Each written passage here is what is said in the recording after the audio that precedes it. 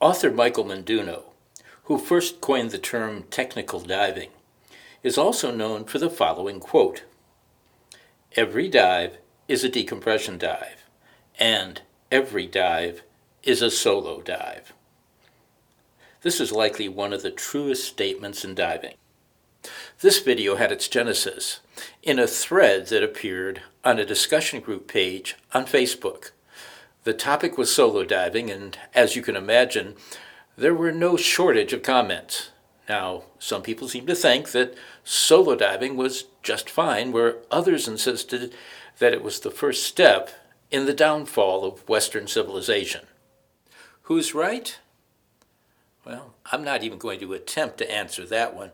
In fact, I'm not even sure that there is an answer. No matter what you think, the fact remains that diving by themselves is something many divers choose to do, and that's not going to change anytime soon. My chief concern is that if you are going to argue this issue one way or the other, you should at least be honest and accurate. Now, I cringe whenever I hear somebody say, "Well, I never solo dive." The fact is, they do.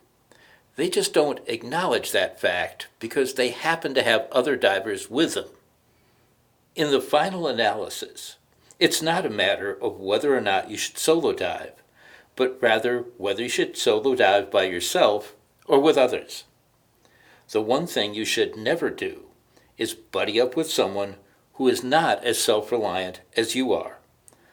Unless, of course, you're a professional and getting paid for it.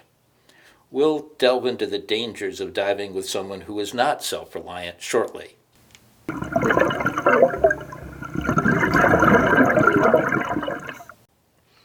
Does your training agency offer a solo diving certification? Well, the fact is, it does. It just may not go by that name. In most agencies, this course is known as the Open Water Instructor Course. Think about it. When diving by yourself, most of your attention is focused on your own survival. When diving with students, you are primarily focused on their survival, and no one is looking out for your safety, as any assistance you may have are also focused on the students first. A dive instructor who is unable to ensure his own survival will almost certainly be unable to ensure his students' survival as well.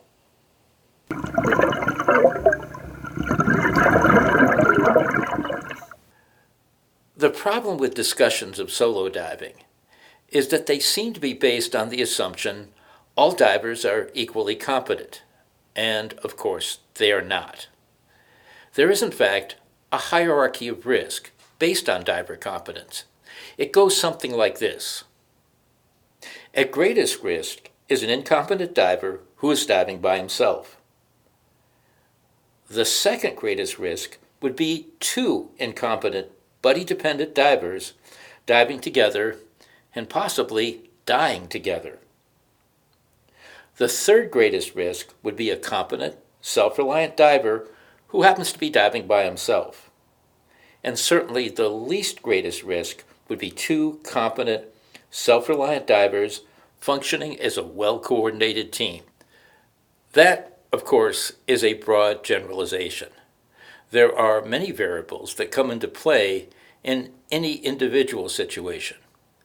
What is significant is that a competent, self-reliant diver diving by himself can easily be safer than two incompetent divers diving together. So, if you want to jump into one of these online discussions regarding the merits of solo diving, or the lack thereof, at least be honest. Odds are you too are a solo diver. You just solo dive with buddies.